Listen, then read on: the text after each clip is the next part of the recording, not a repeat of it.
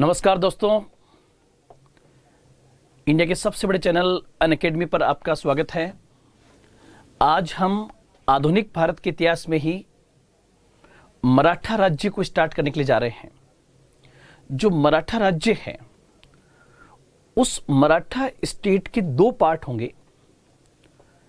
एक पार्ट उसका मध्यकाल में होगा, मराठा स्टेट का एक पार्ट मध्यकाल में होगा।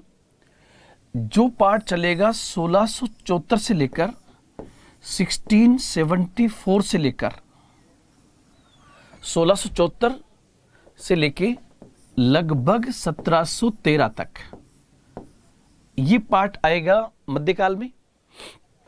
और एक पार्ट जो आएगा वो पार्ट आएगा आधुनिक काल के अंदर। एक पार्ट आएगा आपका आधुनिक काल के अंदर, मॉडर्न एज के अंदर। और आधुनिक काल में जो पार्ट आएगा वो लगभग होगा 1713 से लेकर 1713 से लेकर 1818 तक। ये पार्ट आपका आधुनिक काल में आएगा मराठों का। ये जो मध्यकाल में 1674 से 1713 है, इस समय मराठा स्टेट का जो हेड होगा वो जाना जाएगा यहां पर छत्रपति का काल। मतलब यहां पर मुखिया जो होगा वो बेसिकली छत्रपति होगा। यहां पर मुखिया छत्रपति होगा। लेकिन 1713 से 1818 का जो टाइम होगा, इसमें छत्रपति 1748 तक तो होगा। लेकिन 1713 के बाद मराठा स्टेट में जो मेन हेड जो हो जाएगा, जो मुखिया हो जाएगा, जो वास्तविक शक्ति होगी, रियल पावर, वो पेशवा के पास में होगी। इसलिए इस काल को पेशवाओं का युग कहा जाता है।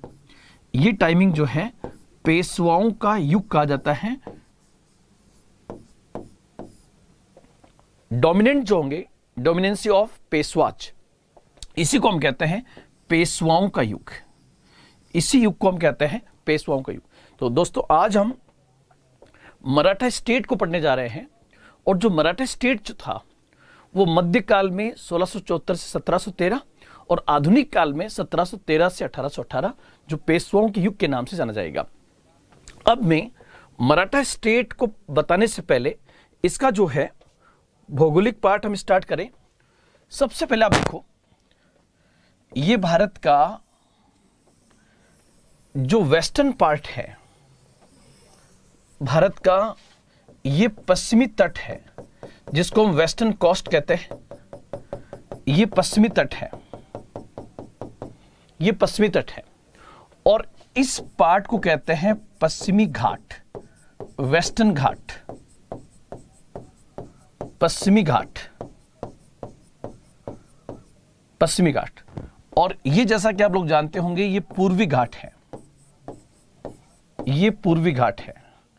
और ये पूर्वी तट है, ईस्टर्न कोस्ट है, ईस्टर्न कोस्ट है। सबसे पहले good morning, good morning. Yes, आपके कमेंट्स आ रहे हैं। Welcome welcome. देखो यहां पर ये जो पश्चिमी तट, इसको हम कहेंगे पश्चिमी तट, वेस्टर्न कोस्ट। और ये पार्ट जिसको आप देख रहे हो, ये बेसिकली होगा पश्चिमी घाट, वेस्टर्न घाट।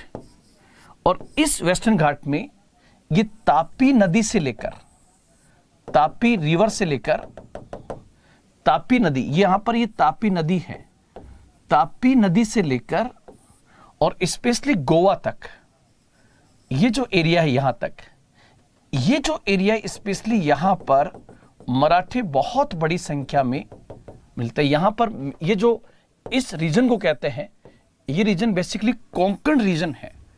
और कोंकण रीजन के अंदर ही मराठी भाषी लोग रहते हैं जिनको मराठा कहा जाता है। तो सबसे पहले मैंने आपको मराठा जहां राज्य बनेगा उसकी भौगोलिक स्थिति को समझाया कि मराठा स्टेट जो है वो मराठा स्टेट पश्चिमी तट और पश्चिमी घाट के आसपास में होगा। और उस कोंकण मतलब तापी नदी से लेकर गोवा तक का जो क्षेत्र है उसे कोंकण क्षेत्र कहते हैं। और उस कोंकण क्षेत्र की मुख्य भाषा का नाम जो है, उस मेन लैंग्वेज का नाम मराठी भाषा है। और उन इस भाषा को बोलने वाले लोगों को मराठी भाषी लोग कहा जाता है।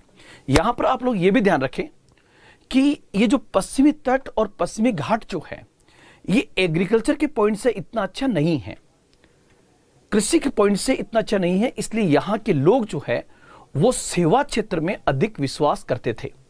और मध्यकाल में सेवा क्षेत्र का सबसे बड़ा जो क्षेत्र था वो सैन्य क्षेत्र था। मतलब ये दूसरे देशों में जाकर या दूसरे राज्यों में जाकर अपनी सैन्य सेवाएं देते थे। कौन? मराठा। तो मराठा जो है वो बेसिकली विश्वास रखेंगे सेवा क्षेत्र में, और सेवा क्षेत्र में उस समय का सबसे बड़ा जो क्षेत्र था उस क्षेत्र को हम कहते हैं सैन्य क्षेत्र। उसी क्षेत्र को हम कहते हैं आर्मी फील्ड, सैन्य क्षेत्र। मतलब मराठे भारत में दो कम्युनिटी काफी साहसी मानी जाती है, वीर मानी जाती है। एक तो राजपूत कम्युनिटी और दूसरा मराठा कम्युनिटी।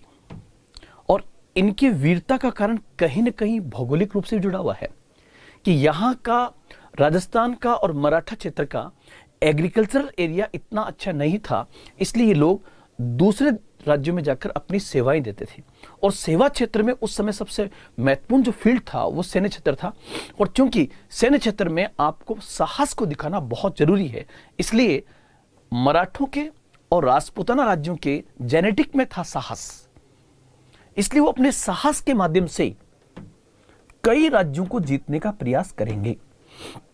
यहां पर मैं आपको बताऊं कि जो मराठा स्टेट था, जो मराठा क्षेत्र था, उस मराठा क्षेत्र के लोग दूसरे क्षेत्रों में जाकर अपनी सेवाएं देते थे। इस क्रम में ये जो क्षेत्र था उसमें उस समय यहां पर जो स्टेट था उसका नाम था बीजापुर। इसके जस्ट ऊपर था अहमदनगर। इस साइड में जो स्टेट था उसका नाम था गोलकुंडा। मैंने कल वाली क्लास में बताया था कि बहमनी राज्य जो हुआ था, उस बहमनी राज्य का विघटन हुआ और उससे 5 स्टेट बने थे, अहमदनगर, बीदर, बरार, बीजापुर और गोलकुंडा। तो मैं यहां पर कहना चाह रहा हूं कि मराठे किन राज्यों में जाकर अपनी सेवाएं देते थे, तो बीजापुर, गोलकुंडा, बीदर, बरार और अहमदनगर के अंदर। इस क्रम में अब हम मराठा राज्य के बारे में सोचें, तो मराठा राज्य के बारे में सोचने के लिए अगर मैं मराठा राज्य के बारे में सोचूं तो सबसे पहले मराठा राज्य की संकल्पना कैसे आएगी उसको मैं आपको सबसे पहले समझाता हूं कि मराठा स्टेट का कॉन्सेप्ट कैसे आएगा। मैंने पहले ये कहा आपको कि मराठे जो है वो दूसरे क्षेत्रों में जाकर, जैसे बीजापुर, गोलकुंडा, अहमदनगर, बीदर, बरार, इन राज्यों में जाकर अपनी सेवाएं देते थे। और वहां के शासक भी मराठों को बहुत अधिक पसंद करते थे क्योंकि मराठे अपने साहस और अपनी वीरता के लिए प्रसिद्ध थे। अब मराठा राज्य में सबसे पहले मैं एक नाम लूं तो मराठा स्टेट का कॉन्सेप्ट या मराठा स्टेट की संकल्पना जो व्यक्ति सबसे पहले लेके आएगा उन्हीं का नाम था शिवाजी। शिवाजी बचपन में शिवा के नाम से प्रसिद्ध थे। तो जो शिवाजी है, सबसे पहले शिवाजी का बेसिक मैं आपको समझाऊं, कुछ बेसिक पॉइंट जो आपको याद रखने हैं शिवाजी के बारे में। शिवाजी के बारे में जो बेसिक पॉइंट्स आपको याद रखने हैं वो बेसिक पॉइंट कौन से होंगे? नंबर 1, शिवाजी का जन्म 1627 में सिवनेर के दुर्ग में हुआ था। शिवाजी का जन्म जो है 1627 में सिवनेर के दुर्ग में हुआ था। उनकी डेथ जो है वो 1680 में होगी। उनकी डेथ जो ही है वो 1680 में हुई है, 1680 के अंदर। शिवाजी के पिता का नाम, शिवाजी के फादर का नाम शाहजी भोंसले था। शिवाजी के जो फादर हैं उनका नाम शाहजी भोंसले था। और शाहजी भोंसले बेसिकली एक बहुत बड़े जागीरदार थे। और शाहजी भोंसले के पास कौन सी जागीर थी? तो इनके पास पूना की जागीर थी। शाहजी भोंसले के पास पूना की जागीर थी। शाहजी भोंसले के पास पूना की जागीर थी। लेकिन जैसा कि आप लोग जानते हो पूना और ये जो क्षेत्र हैं ये सेवा क्षेत्र के लिए तो आज भी फेमस है, लेकिन एग्रीकल्चर पॉइंट से ये बिहार, बंगाल, पूर्वी उत्तर प्रदेश इनकी तुलना में बहुत पीछे हैं। मतलब पूना की जागीर होते हुए भी क्योंकि ये एरिया लैंड रेवेन्यू के पॉइंट से इतना अच्छा नहीं था, इसलिए इस जागीर से उनके पास कोई बहुत अच्छा राजस्व नहीं आता था। इसलिए शाहजी भोसले जो है पहले अहमदनगर राज्य की सेवा में थे, बाद में ये बीजापुर स्टेट के यहां पर काम करते थे। मतलब शाहजी भोसले बीजापुर राज्य के अधीन वो सेवा क्षेत्र में काम करते थे। बीजापुर राज्य के अधीन थे, बीजापुर राज्य के अधीन सैन्य सेवा में वो काम करते थे।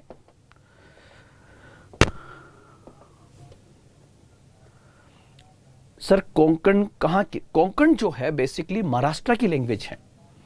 कोंकणी भाषा और मराठी भाषा ये दो इंपॉर्टेंट लैंग्वेजेस का नाम है, जिसमें महाराष्ट्र का जो स्पेशल कोंकण पश्चिमी तट है उस वेस्टर्न कोस्ट के ऊपर तो मेन लैंग्वेज कोंकणी भाषा है, लेकिन पूरा मराठवाड़ा क्षेत्र की बात करें तो उसकी मुख्य भाषा मराठी थी, मराठी भाषा। तो कोंकणी और मराठी दो इंपॉर्टेंट लैंग्वेजेस है।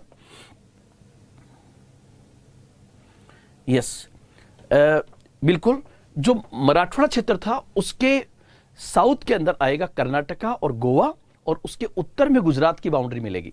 तो यहां पर आप ध्यान दें, शिवाजी के फादर जो है जिनका नाम था शाहजी भोसले, उनके पास पूना की जागीर थी और वो बीजापुर रियासत के अधीन काम करते थे। बीजापुर रियासत के अधीन बड़े पद पर थे वो। और इनकी मां का नाम, शिवाजी की मां का नाम जीजाबाई था। शिवाजी की मां का नाम जीजाबाई था। शिवाजी की मां का नाम जीजाबाई था। और शिवाजी के संरक्षक, यहां संरक्षक का मतलब हुआ कि जब शाहजी भोसले बीजापुर रियासत के अधीन काम करने चले जाते थे तो पीछे से जो पूना का किला था जहां पर शिवाजी और उनकी माता रहती थी, उसके संरक्षण का दायित्व जिस व्यक्ति के पास में था उसका नाम दादा कोंडदेव था। तो यहां पर एक पॉइंट और ध्यान रखेंगे, दादा कोंडदेव। दादा कोंडदेव के पास में संरक्षण की जिम्मेदारी थी, दादा कोंडदेव। तो एक होंगे दादा कोंडदेव। और इसी प्रकार से गुरु जो थे, इनके गुरु रामदास थे। शिवाजी के गुरु जो है वो बेसिकली रामदास। तो वापस मैंने सबसे पहले बेसिक बताया, और उस बेसिक में यह बताया कि शिवाजी वो व्यक्ति जो सबसे पहले मराठा स्टेट का कॉन्सेप्ट प्रेजेंट करेगा। शिवाजी का बचपन हम जाने तो शिवाजी का जन्म 1627 में हुआ था शिवनेर के दुर्ग में। 1680 में उनकी डेथ हुई है। उनके पिताजी का नाम शाहजी भोसले था, और शाहजी भोसले के पास कौन सी जागीर थी? तो पूना की जागीर थी। लेकिन पूना चूंकि एग्रीकल्चर पॉइंट से इतना अच्छा नहीं था, इसलिए शाहजी भोसले बीजापुर रियासत के अधीन एक बहुत बड़े पद पर काम करते थे। और जब वो पूना से बीजापुर जाते थे तो पीछे से किले का और अपने परिवार का संरक्षण जिस व्यक्ति के हाथों में छोड़ के जाते थे उनका नाम था दादा कोंडदेव। और शिवाजी के गुरु जो बने बाद में उनका नाम था रामदास। ये बेसिक पॉइंट आप ध्यान रखोगे। एक और ध्यान रखना, शिवाजी का खासम खास दोस्त तानाजी, जो आगे जाकर शिवाजी के सेनापति बनेंगे, जिन पर हाल ही में एक मूवी भी आई है तानाजी के नाम से, वो शिवाजी के दोस्त थे। अब हम आगे बढ़े। एक चीज यहां पर ध्यान रखना कि मराठा स्टेट का कॉन्सेप्ट कैसे आएगा। इस क्रम में शिवाजी अपने पिताजी शाहजी भोसले को ये कहा करते थे कि पिताजी, आप जो दूसरी रियासत के अधीन काम करते हो ये हमें अच्छा नहीं लगता है। ये बात कौन कहते थे? शिवाजी अपने पिता शाहजी भोसले को, कि हमारा अपना स्टेट होना चाहिए, चाहे वो छोटा स्टेट हो, लेकिन हमें किसी के अधीन काम नहीं करना चाहिए। ये बात शिवाजी ने शाहजी भोसले से कही, लेकिन शाहजी भोसले ने वापस शिवाजी को कहा कि बेटे अभी आप छोटे हो, आपको जानकारी कम है। मतलब उनका कहने का मतलब था कि दूसरी रियासत के अधीन काम करना हमारी मजबूरी है। क्यों? क्योंकि हमारा क्षेत्र इतना फर्टाइल एरिया नहीं है कि हमारी जागीर से इतनी आमदनी हो सके। लेकिन शिवाजी बहुत खुददार था। और आपको बताऊं कि 17वीं शताब्दी के अंदर जितने भी योग्य शासक हुए, अगर उनमें से किसी एक का सम्मान पूर्वक नाम लिया जाना चाहिए तो थे शिवाजी महाराज। वो व्यक्ति अदम्य साहसी था और सब कुछ ना होते हुए भी वो सब कुछ लेना चाहता था। महत्वाकांक्षी व्यक्ति भी थे। उनमें वीरता कूट कूट कर भरी हुई थी।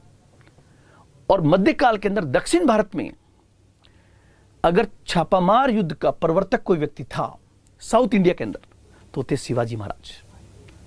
अब शिवाजी जब एक स्टेट की संकल्पना लेके आएंगे, राज्य की संकल्पना कि मराठों का अपना राज्य होना चाहिए, वो संकल्पना कैसे आएगी उससे पहले हमें थोड़ा सा उस समय की भौगोलिक राजनीतिक स्थिति को समझना होगा। और वो भौगोलिक राजनीतिक स्थिति क्या थी उसको हम देखें। देखो, उस समय की जो भौगोलिक राजनीतिक स्थिति है,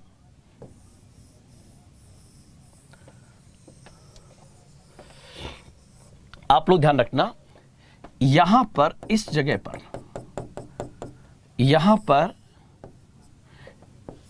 पर है मराठा, लेकिन अभी मराठा स्टेट नहीं है।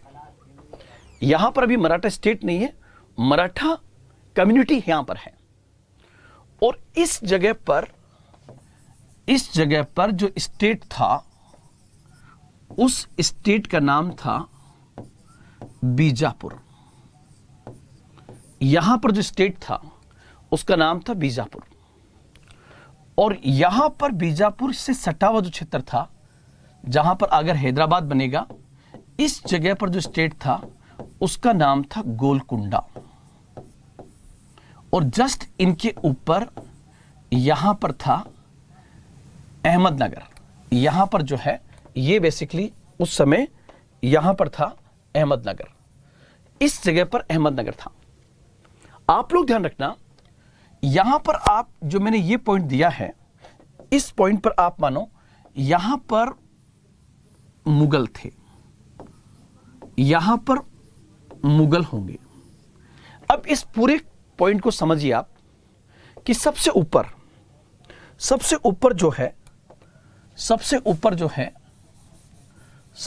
यहां पर ये मुगल है,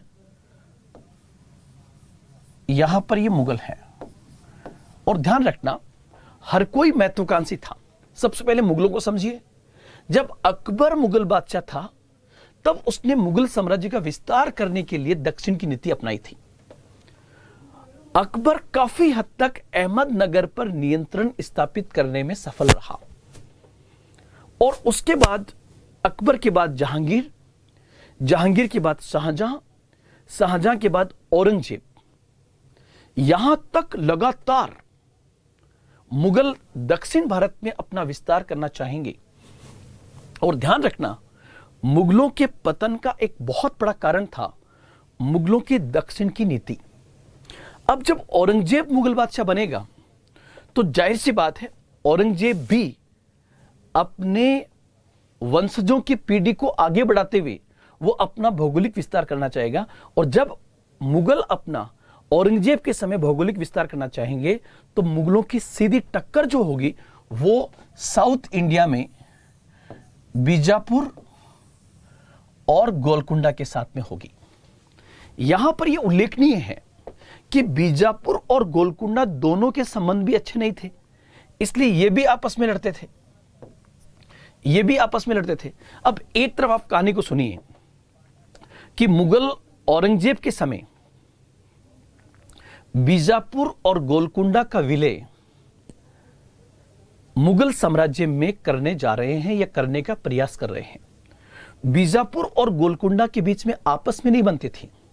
अगर उनके बीच में आपस में बनती तो शायद बीजापुर और गोलकुंडा एक होकर मुगलों के साथ लड़ सकते थे। इन बिटवीन कुछ ऐसी संधियां भी हुई जैसे मुगलों और बीजापुर के बीच में गोलकुंडा के खिलाफ, या मुगलों और गोलकुंडा की बीजापुर के खिलाफ, ऐसी संधियां हुई। लेकिन ओवरऑल मैं कहना चाहूंगा कि मुगलों का प्राइम ऑब्जेक्ट था कि दक्षिण के अंदर बीजापुर और गोलकुंडा राज्य का विलय मुगल साम्राज्य में होना चाहिए। अब इसी समय एक मराठा जिनका नाम शिवाजी था, शिवाजी भी अपने राज्य का कॉन्सेप्ट लेके आ रहे हैं कि मराठों का अपना राज्य होना चाहिए। तो जाहिर सी बात है, अगर मराठों का राज्य अपना होना चाहिए तो मराठा राज्य बनेगा तो किस राज्य के अस्तित्व में बनेगा? सबसे पहले तो बनेगा बीजापुर के अस्तित्व पे। और बीजापुर के अंदर यूसुफ आदिल शाह शासक था, मतलब बीजापुर के अंदर आदिल शाही वंश शासन कर रहा था। इस क्रम में जब शिवाजी एक बार मुगलों से ये बातचीत करते हैं कि हम लोग मिलकर के बीजापुर के खिलाफ संघर्ष करें, लेकिन उस समय औरंगजेब ने तवज्जो नहीं दी। लेकिन एक वक्त ऐसा आएगा कि दक्षिण भारत के अंदर एक त्रिकोणीय संघर्ष शुरू हो जाएगा। मैंने नाम लिया है त्रिकोणीय संघर्ष। यहां मैंने लिखा ये त्रिकोणीय संघर्ष, ट्रायंगल स्ट्रगल शुरू हो जाएगी। ये त्रिकोणीय संघर्ष जो है, ये संघर्ष बेसिकली किसके बीच में होगी? त्रिकोणीय संघर्ष तो मुगल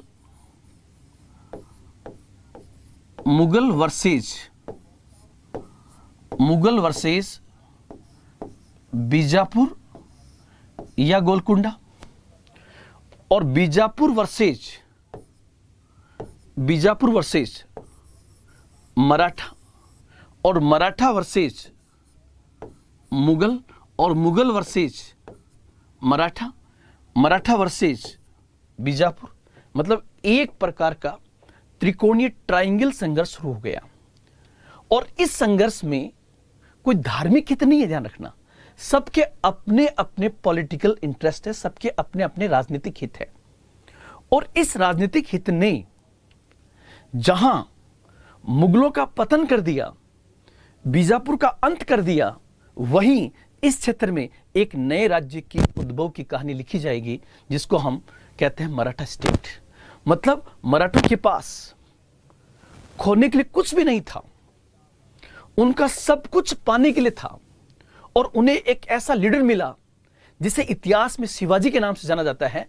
उस शिवाजी महाराज ने कहीं ना कहीं बीजापुर और मुगलों की चुनौती को स्वीकार करते हुए इस क्षेत्र में एक स्टेट की स्थापना की, जिसे हम मराठा राज्य कहते हैं। लेकिन आप लोग ये भी ध्यान रखना कि मुगल एक बहुत बड़ी शक्ति थी और बीजापुर भी एक वेल एस्टेब्लिश पावर था। इस क्रम में शिवाजी के लिए इतना आसान नहीं था जितना हम सोच रहे हैं कि शिवाजी ने मराठा राज्य की स्थापना कर दी। शिवाजी लंबे समय तक तो केवल एक सरदार के रूप में अपने अभियान को लगातार आगे बढ़ाएगा। इस क्रम में जैसे आपसे सबसे पहले अगर शिवाजी के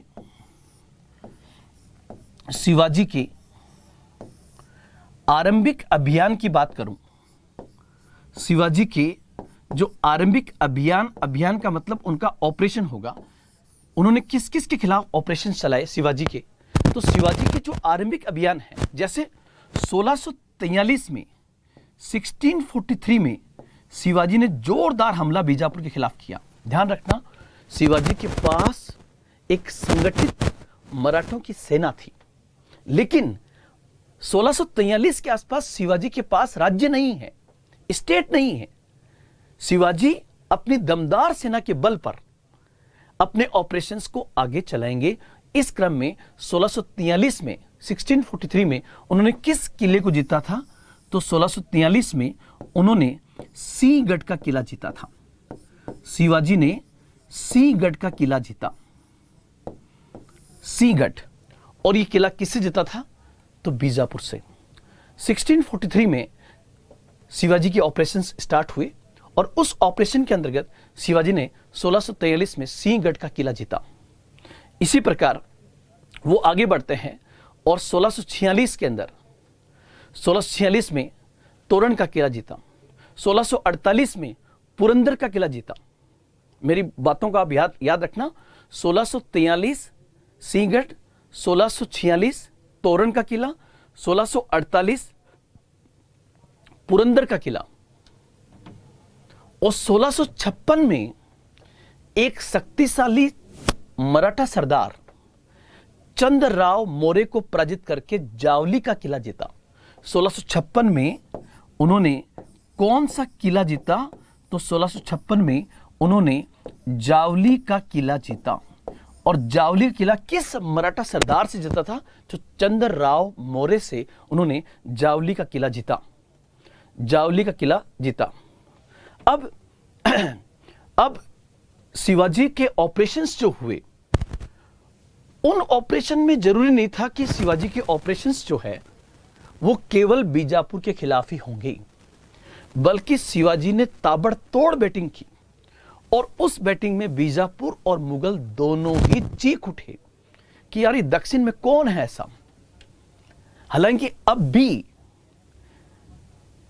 यहां पर एक बड़ा ड्रॉबैक था मुगलों की साइड से और बीजापुर की साइड से कि उन्होंने अंत तक शिवाजी की शक्ति को उस रूप में नहीं देखा जिस रूप में उन्हें देखना चाहिए था।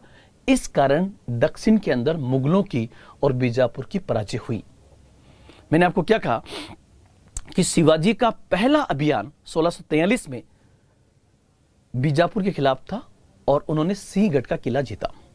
अब शिवाजी जब लगातार अपने ऑपरेशन इस प्रकार से कर रहे हैं तो उससे बीजापुर भी परेशान था और मुगल भी परेशान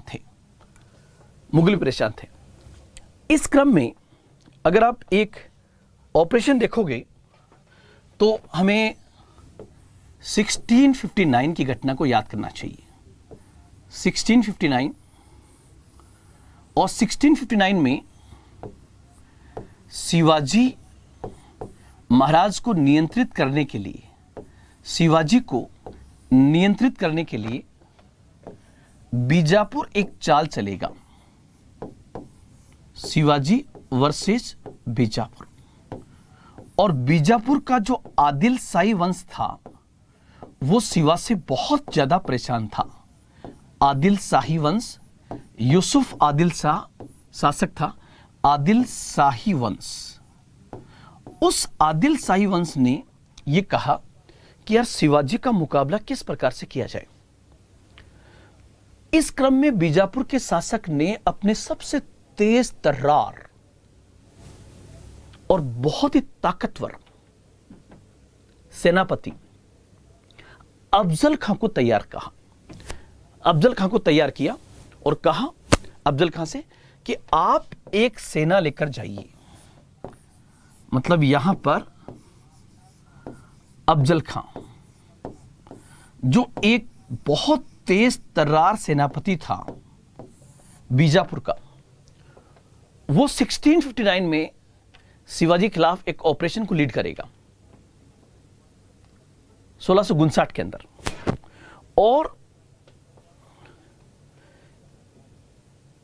और बीजापुर के आदिल शाही वंश ने अफजल खां से यह कहा कि हमें हर स्थिति में आपको या तो शिवाजी को पराजित करना है, अगर पराजित ना कर सको तो शिवाजी को कैद करके लाना है। मतलब एक बहुत बड़ा चैलेंज अफजल खां के सामने था जो उसको बीजापुर के आदिल शाही वंश ने सौंपा था। अफजल खां के सामने बड़ा चैलेंज है। अफजल खां जाएगा। उस समय शिवाजी प्रतापगढ़ के किले के पास में थे। शिवाजी एक जगह पर इस प्रकार से अपनी सेना के माध्यम से बैठते हैं कि काफी दिनों तक अफजल खां शिवाजी का युद्ध के लिए इंतजार करता रहा। अंत में जब ये मुठभेड़, ये ऑपरेशन नहीं हो सका तो अफजल खां ने एक दूत शिवाजी के पास भेजा। वो जो दूत भेजा, क्या कोई आप में से कमेंट करेगा कि अफजल खां ने शिवाजी के पास जो दूत भेजा था उस दूत का नाम क्या था? आप में से कोई ये क्या कोई आप में से जानता है कि अफजल खान ने शिवाजी के पास किस दूत को भेजा था? प्लीज कमेंट करें आप लोग, ताकि आपके होने का एहसास हो सके कि आप चाहे गलत हो लेकिन आप कमेंट कीजिए प्लीज, और मेरे इस वीडियो को लाइक भी कीजिए, शेयर भी कीजिए, ताकि हमारा हौसला अफजाई हो सके। अनअकैडमी आपके लिए बेहतरीन क्लासें आयोजित कर रही है इस समय जब पूरा देश जो है कहीं ना कहीं कोरोना वायरस के कारण बंद है, लेकिन हम आपकी ऑनलाइन क्लासेस लगातार जारी रखे हुए हैं ताकि आपकी पढ़ाई किसी प्रकार से डिस्टर्ब न हो। हमें कोरोना वायरस से बचना है, कम्युनिटी डिस्टेंस बनाए रखनी है, और हमारे आदरणीय प्रधानमंत्री श्रीमान नरेंद्र मोदी जी ने जो कहा है, हमें उन बातों का बहुत बेहतर ढंग से पालन करना है, और कल हमें जनता कर्फ्यू को बनाए रखना है। ये मेरा संदेश आपको है। मैं कहना चाह रहा हूं कि अफजल खान ने शिवाजी के पास कृष्णराव भास्कर को भेजा था। कृष्णराव भास्कर को दूत के रूप में वहां भेजा था, दूत के रूप में भेजा कि आप शिवाजी के पास जाकर बातचीत कीजिए। जब भास्कर वहां पे जाते हैं तो भास्कर से शिवाजी ने बात की, तो कहीं ना कहीं कृष्णराव भास्कर मराठे थे, तो कहीं ना कहीं शिवाजी ने उनसे पूछा कि बातचीत के लिए तो मैं तैयार हूं, लेकिन किसी प्रकार का धोखा नहीं होना चाहिए।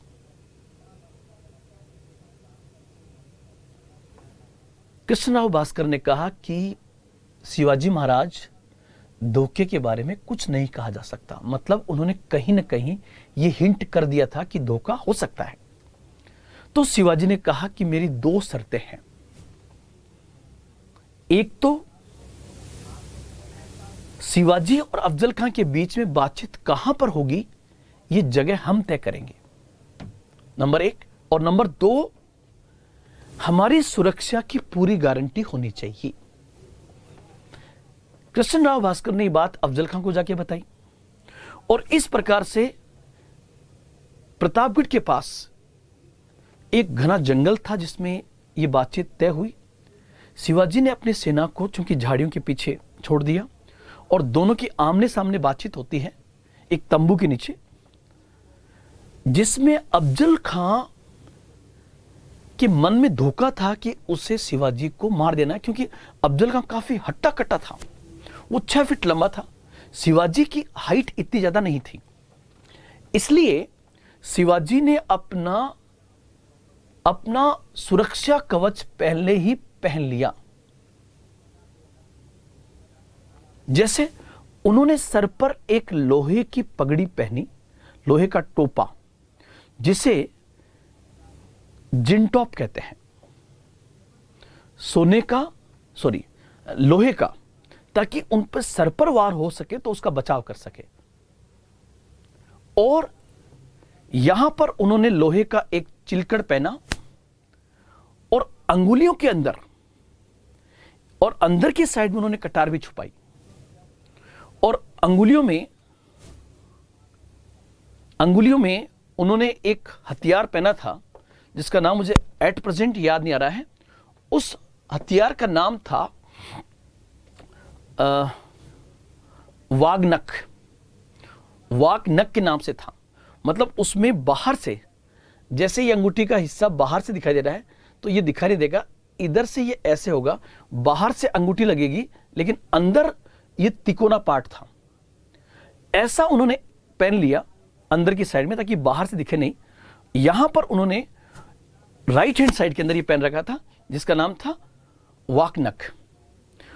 अब जैसे ही शिवाजी वहां पर जाते हैं, तो शिवाजी के जाने के बाद अफजल खां उनसे गले मिलता है, और जैसे ही अफजल खां गले मिलता है, अफजल खां ने क्या किया, गले मिलते ही, शिवाजी की हाइट कम थी, तो उन्होंने शिवाजी को एक कंधे के माध्यम से ऐसे मारने का प्रयास किया और उनके ऊपर कटार से वार किया। लेकिन जैसा कि आप लोग जानते हो, शिवाजी ने अपनी कमर और इस साइड में चिलकड़ पहन रखा था, जिससे उनके लगी नहीं। और जैसे उन्हें आभास हुआ कि उसने हमला किया है, शिवाजी ने उस वाक नख के माध्यम से उसके पेट को चीर दिया, उसकी किडनियों को बाहर निकाला, और at the spot Afzal Khan को खत्म कर दिया। जैसे खत्म किया, ये एक प्रकार का बीजापुर के लिए बहुत बड़ा झटका था। जब ऐसा किया तो जस्ट बैक साइड के अंदर कृष्णराव भास्कर थे, उन्होंने शिवाजी पे हमला किया। शिवाजी ने 3 बार वार को झेला और कहा मेरे पिताजी की सौगंध में आप पर हमला नहीं करूंगा। लेकिन जब कृष्णराव भास्कर नहीं माने तब अंत में हमला करना पड़ा, वो भी मारे गए। इस प्रकार 1659 के अंदर शिवाजी वर्सेस अफजल खां के बीच के अंदर जो मुठभेड़ हुई, जो ऑपरेशन हुआ, उस ऑपरेशन ने बीजापुर स्टेट के अंदर एक दहशत पैदा कर दी कि वाकई शिवाजी नाम की कोई चीज है। मतलब इसका इंप्रेशन जो है बीजापुर स्टेट पे जबरदस्त पड़ा कि हमारा सबसे ताकतवर सेनापति अफजल खां मारा गया। इसके बाद जब शिवाजी लगातार अपने ऑपरेशन चलाते हैं, तो शिवाजी जब लगातार अपने ऑपरेशन चलाते हैं तो इस क्रम में आप लोग ध्यान रखना कि 1663 के अंदर 1663 में मुगल सेनापति शाइस्ता खां शिवाजी पर हमला करता है। मतलब औरंगजेब अपने एक सेनापति शाइस्ता खां को भेजता है, और शाइस्ता खां जो है वो मुठभेड़ जो ऑपरेशन हुआ उसमें शाइस्ता खां ने शिवाजी को कहीं न कहीं पीछे हटने के लिए मजबूर किया। लेकिन क्योंकि शिवाजी महाराज छापामार युद्ध में बहुत ज्यादा निपुण थे, तो रात के समय उन्होंने शाइस्ता खां पर इतना जबरदस्त हमला किया कि वो सिर्फ अपनी जान बचा सका। मतलब कुल मिला के 1663 में उन्होंने शाइस्ता खां को भी पराजित कर दिया। अब आगे बढ़े और आप लोग ध्यान रखना कि मुगल साम्राज्य का उस समय सबसे बड़ा व्यापारिक केंद्र था सूरत, 17वीं शताब्दी के अंदर 1664 के अंदर। और जैसा कि आप लोग जानते हो, जितनी भी यूरोपियन कंपनियां थी, उन सभी यूरोपियन कंपनियों ने कहां पर अपने व्यापारिक केंद्र खोलने के प्रयास किए थे? उत्तर होगा सूरत, हमने पढ़ रखा है। 1664 में सूरत पर हमला हुआ और मराठों ने सूरत पर हमला करके और व्यापक धन यहां से इकट्ठा किया था। सूरत पर हमला, ये जो सूरत पे हमला हुआ, ये एक प्रकार का चैलेंज था औरंगजेब के लिए। इसलिए 1665 में औरंगजेब शिवाजी के साथ संघर्ष करने के लिए आमेर के शासक जयसिंह को दक्षिण भारत में भेजता है। आमेर का शासक जो है वो बड़ी कूटनीति के साथ और युद्ध के मैदान में भी काफी ताकत के साथ लड़ाई लड़ता है, जिसके कारण वह शिवाजी को संधि करने के लिए मजबूर कर देता है। और इस क्रम में मुगलों के साथ 1665 में एक संधि हुई, 1665 में एक संधि हुई जिसे इतिहास में पुरंदर की संधि कहा जाता है। इतिहास में इसी संधि को पुरंदर की संधि कहा जाता है। तो आप लोग ध्यान रखना पुरंदर की संधि के बारे में। पुरंदर की संधि कब हुई? 1665 में। पुरंदर की संधि किसके मध्य हुई? तो ये संधि हुई मुगल एवं, ये संधि जो हुई मुगल एवं मराठों के मध्य, मुगल एवं मराठों के मध्य। आपसे ये पूछे कि मुगलों की तरफ से कौन था, तो मुगलों की तरफ से यह संधि करने के लिए आमेर का शासक जयसिंह था, जबकि मराठों की तरफ से यह संधि करने वाले थे शिवाजी। और कहीं ना कहीं चतुराई से जयसिंह शिवाजी के साथ संधि करने में सफल रहा, और कुछ मजबूरियां शिवाजी की रही होगी। शिवाजी की मजबूरी यह है, या जयसिंह ने शिवाजी को समझाया होगा क्या? जयसिंह ने शिवाजी को यह समझाया कि आप प्रैक्टिकली सोचिए कि हमारी और आपकी लड़ाई क्या है, मतलब मुगल वर्सेस मराठों की लड़ाई क्या है। और जयसिंह ने वापस जवाब दिया कि आपकी और हमारी कोई लड़ाई नहीं है। अगर लड़ाई है तो हमारी बीजापुर के साथ में है, और आपकी लड़ाई भी बीजापुर के साथ में है। इसलिए हम दोनों को मिलकर के बीजापुर के खिलाफ अभियान करना चाहिए। और आप हमारी तरफ से लड़िए, मतलब मुगल सेना आपके नेतृत्व में बीजापुर के खिलाफ लड़ेगी। ये जो संधि हुई, इस संधि को इतिहास में पुरंदर की संधि के नाम से जाना जाता है। इस पुरंदर की संधि के जो इंपॉर्टेंट पॉइंट्स थे वो क्या क्या थे कि नंबर वन, शिवाजी ने अपने 35 में से 23 किले मुगलों को सौंप दिए। हालांकि आगे चलकर जीजाबाई को बड़ा दुख था इस बात का, जो उनकी मां थी, कि ऐसा नहीं करना चाहिए था। मतलब शिवाजी के जो 35 इंपॉर्टेंट स्ट्रेटेजिकल फोर्ट्स थे, किले थे, वो 35 में से 23 किले शिवाजी मुगलों को सौंप देते हैं। कहते हैं कि इन 23 किलों की वार्षिक आय जो थी वो 4 लाख हूण थी। कितनी आय थी उनकी?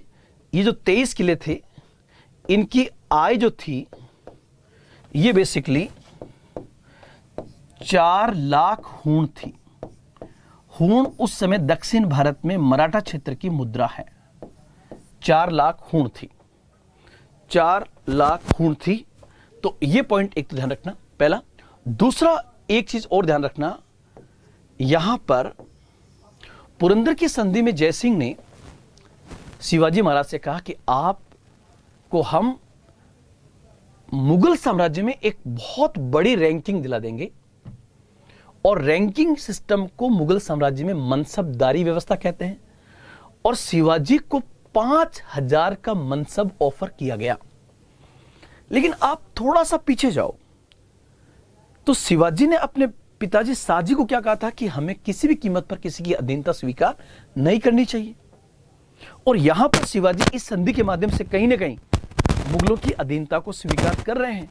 तो उनका दिल नहीं माना और उन्होंने खुद ने वो मनसब नहीं लिया, इनडायरेक्टली ले लिया, लेकिन साफ तौर पर मनसब खुद नहीं लिया। और 5000 का वो मनसब जो था, वो 5000 का मनसब उन्होंने किसको दिलाया? अपने बेटे को दिलाया, संभाजी को। 5000 का मनसब जो है, 5000 का मनसब व्यवस्था एक प्रकार का रैंकिंग सिस्टम था मुगल साम्राज्य के अंदर। और ये जो तीसरा पॉइंट था, थर्ड पॉइंट जो था, ये था कि शिवाजी जो है, शिवाजी नेतृत्व करेंगे मुगलों का किसके खिलाफ? तो उत्तर होगा बीजापुर के खिलाफ। मतलब यहां पर यह भी तय हो गया कि पुरंदर की संधि किसके मध्य हुई थी? मुगल और मराठों के बीच में। मुगलों की तरफ से कौन था? जयसिंह। मराठों की तरफ से शिवाजी।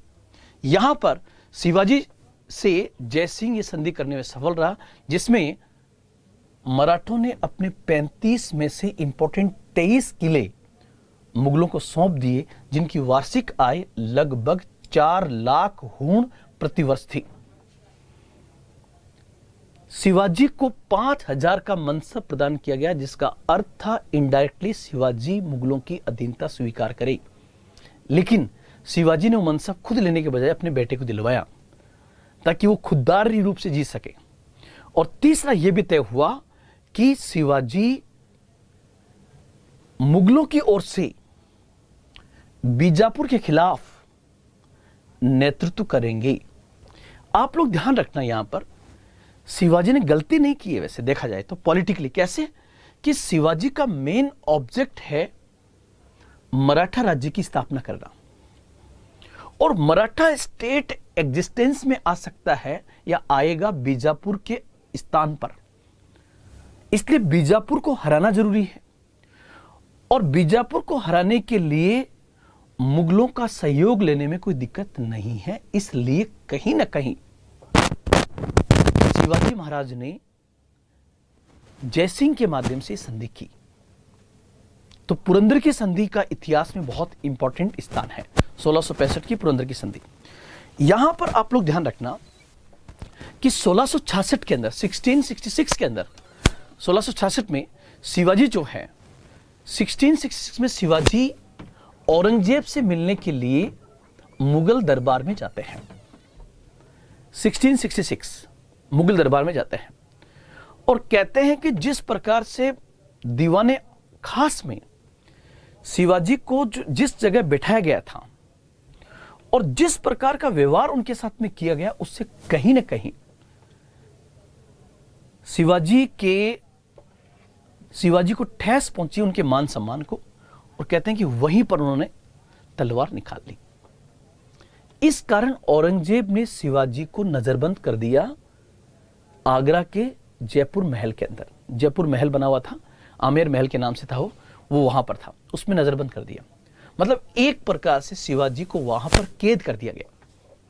जब शिवाजी को कैद कर दिया गया तो इसका थोड़ा सा दुख जयसिंह को भी था कि शिवाजी के साथ में व्यवहार सही नहीं हुआ, लेकिन जयसिंह चाहकर भी कुछ नहीं कर सकता था। कहते हैं कि काफी दिनों तक शिवाजी मुगलों के दरबार में नजरबंद रहे, और वो कहां पर थे? तो जयपुर महल था आगरा के अंदर, उसके अंदर, और उस समय आगरा के किले के अंदर ही ये बैठा करता था। अब कहते हैं कि जब जयसिंह चाहता था कि शिवाजी को वहां से छुड़ाया जाए, ऐसे कई प्रयास किए गए, लेकिन एक बार, यहां पर बहुत सारी अलग अलग कहानी है, जिसमें एक कहानी भी है कि एक बार शिवाजी महाराज ने ये इच्छा प्रकट की कि वो दान करना चाहते हैं फल फ्रूट्स का। तो उस क्रम में बहुत सारे टोकरे जो है उनके उस महल में आए, उस जगह पे जहां पर वो कैद थे।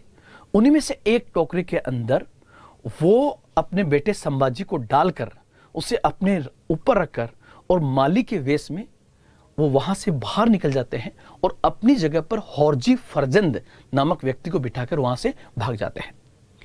इस प्रकार बीच में वापस भी उनका मुगलों के साथ में होगा, लेकिन शिवाजी ये सोचते हैं कि अगर हम इसी प्रकार से बिना राज्य की स्थापना किए अपने ऑपरेशंस करेंगे तो हमारी वो इज्जत नहीं होगी जो होनी चाहिए।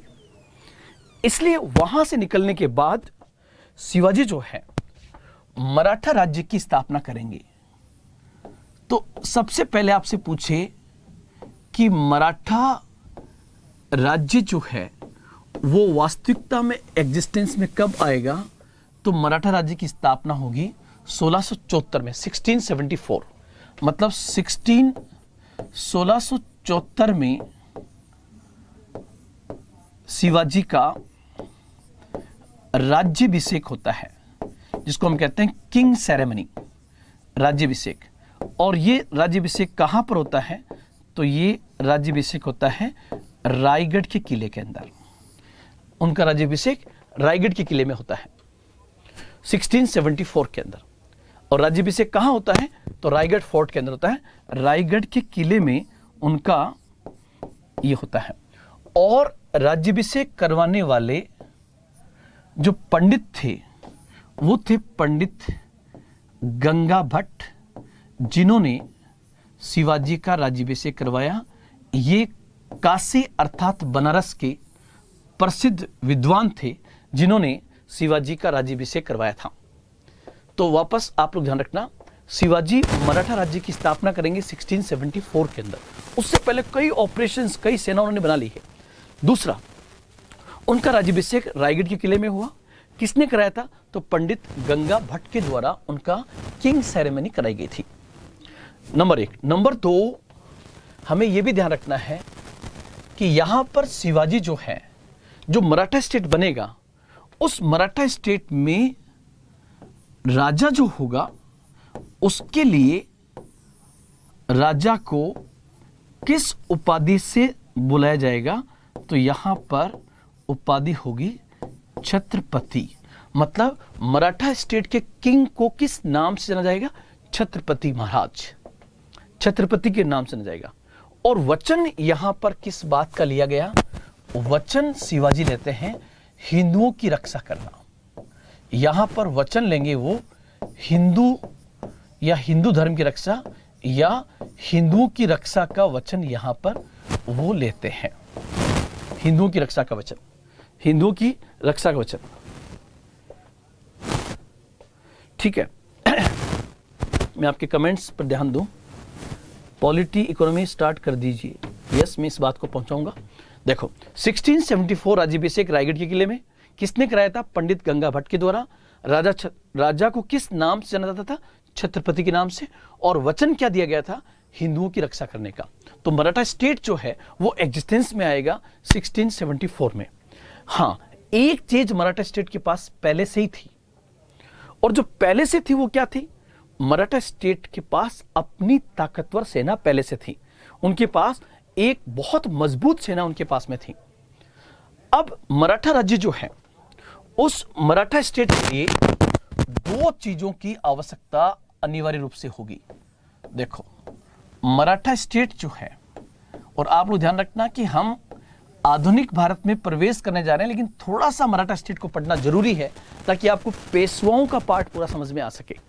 अब मराठा जो स्टेट था, उस मराठा स्टेट में एक तो आपके पास में होना चाहिए मराठा राज्य को चलाने के लिए राजस्व, जिसको हम कहते हैं रेवेन्यू सिस्टम।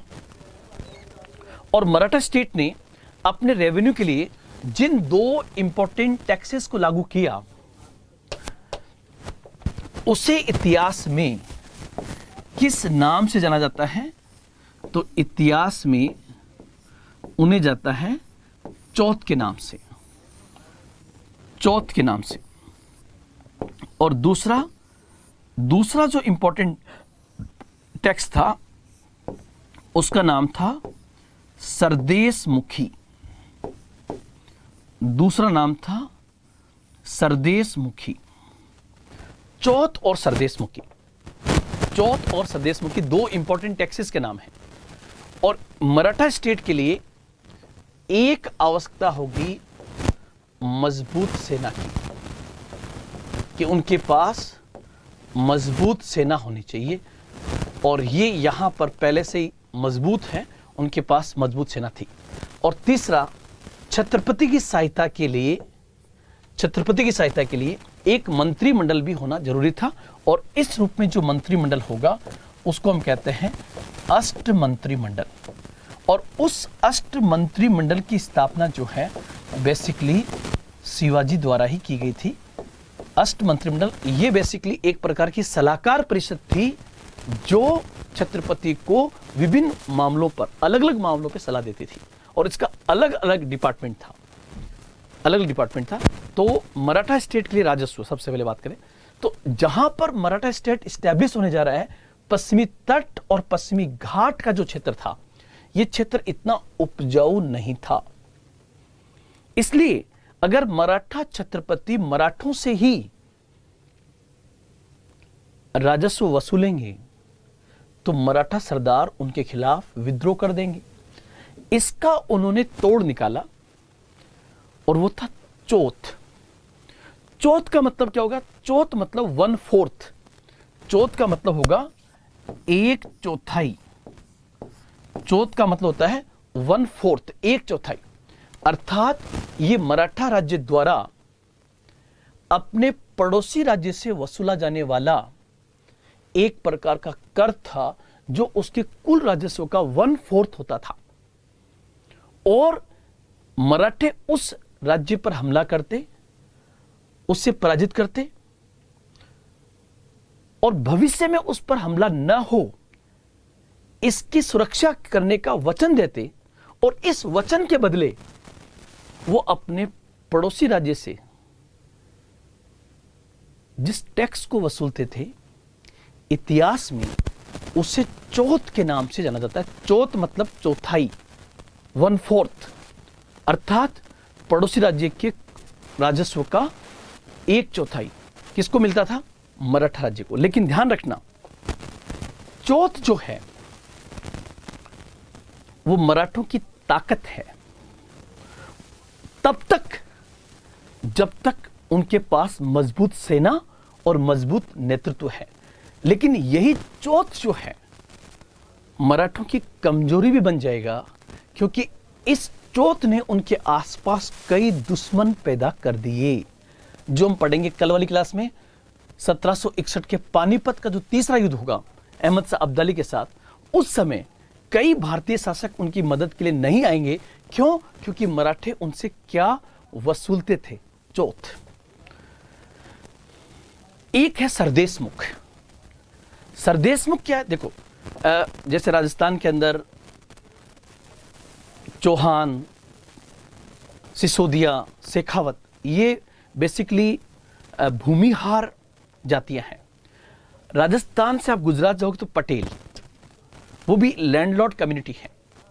ऐसे ही महाराष्ट्र के क्षेत्र में आपको मिलेंगे देशमुख, जो मराठों के लैंडलॉर्ड्स होते थे, ऊंचे जागीरदार होते थे, उनमें से एक है देशमुख। और देशमुखों का देशमुख जो है वो है छत्रपति, और छत्रपति को कहते हैं सरदेशमुख। इसलिए छत्रपति के नाम पर भी एक टैक्स वसूला जाएगा जिसे कहा जाएगा सरदेशमुखी, जिसे कहा जाएगा सरदेशमुखी। तो मैंने आपको चौथ और सरदेशमुखी मराठा स्टेट के द्वारा वसूले जाने वाले दो इंपॉर्टेंट टैक्स थे।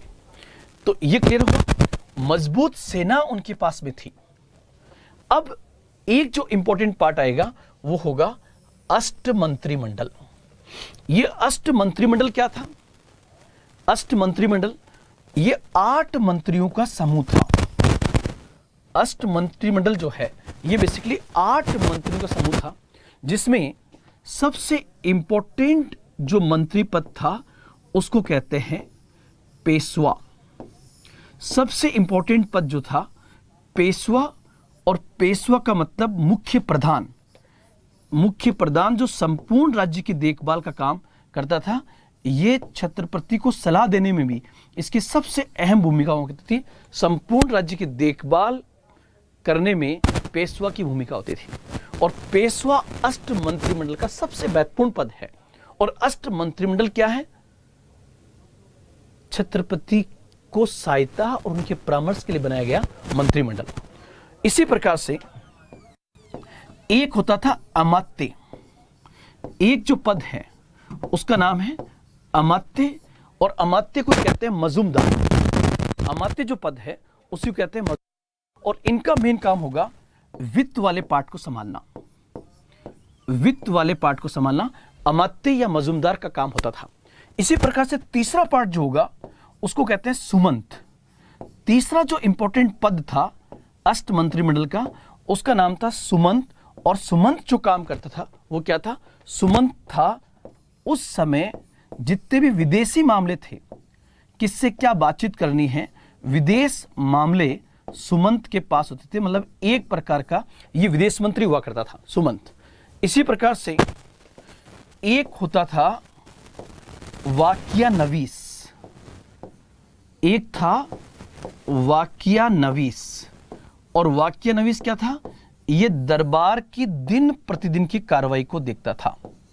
दरबार की दिन प्रतिदिन की कार्रवाई को देखने के लिए जो महत्वपूर्ण अधिकारी था, पद था, उसका नाम वाक्यानवीस था। एक पद था चिटनिस। एक जो पद था उसका नाम था चिटनिस। और चिटनिस क्या था? चिटनिस बेसिकली मराठा राज्य का पूरा राजकीय पत्र व्यवहार देखता था। चिटनिस जो है वो राज्य का पूरा राजकीय पत्र व्यवहार देखता था। और इसी प्रकार से अष्ट मंत्रिमंडल में एक पद था छठा, सिक्स्थ जो था वो था सरे नौबत। सरे नौबत जो है वो सेनापति होता था। सर ए नौबत जो है ये मराठा सेनापति हुआ करता था। सरे नौबत मतलब मैंने लिख दिया यहां पर सेनापति। और एक होता था सातवां पंडित राव। पंडित राव जो है ये अनुदान संबंधी सबसे बड़ा अधिकारी था। पंडित राव का संबंध किससे था? अनुदान से। और आठवां पद आपको ध्यान रखना है, आठवां था न्यायाधीश, जो न्याय करने का काम करता था। न्यायाधीश से ऊपर सबसे बड़ा न्यायाधीश जो था वो छत्रपति खुद होता था। तो आप लोग ध्यान रखना, शिवाजी की सहायता के लिए, शिवाजी की सहायता के लिए 8 मंत्रियों का एक समूह था। उसमें 8 मंत्री थे। ये एक प्रकार की सलाहकारी परिषद थी। उस परिषद, उस मंत्रिमंडल का सबसे महत्वपूर्ण पद था पेशवा, जो संपूर्ण राज्य की देखभाल करता था। नंबर 2 था अमात्य, जो वित्त संबंधी मामले देखता था, अमात्य या मजूमदार भी कहते हैं। तीसरा सुमंत, सुमंत था विदेश मामले। चौथा वाकिया नवीस, दरबार की दिन प्रतिदिन की कार्रवाई को देखने वाला। एक था चिटनिस, यहां पर एक जो था वो था चिटनिस, एक था चिटनिस। चिटनिस जो है वो बेसिकली, चिटनिस जो है वो राजकीय पत्र व्यवहार को देखता था। और एक था पंडित राव, जो अनुदान से संबंधित था। सरे नौबत सेनापति और न्यायाधीश जो था वो राज्य का न्याय संबंधी मामलों को देखता था। तो दोस्तों, आज हमारा ये था मराठा स्टेट, मराठा राज्य के बारे में। कुछ थोड़ा सा पार्ट मध्यकाल का और है, ताकि हम आधुनिक काल के पेशवाओं के युग को बहुत बेहतर तरीके से जान सकें। तो इसके आगे क्लास कल होगी। कल हमें,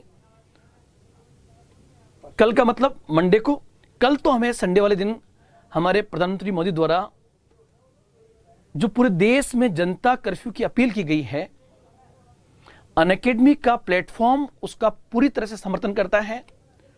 और अनअकैडमी के जितने भी एम्प्लॉइज हैं और जितने भी एजुकेटर्स हैं, वो सब मिलकर कल जनता कर्फ्यू का समर्थन करेंगे, ताकि हम कोरोना वायरस से निपट सकें।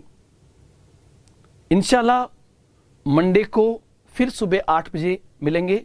जय हिंद, जय भारत।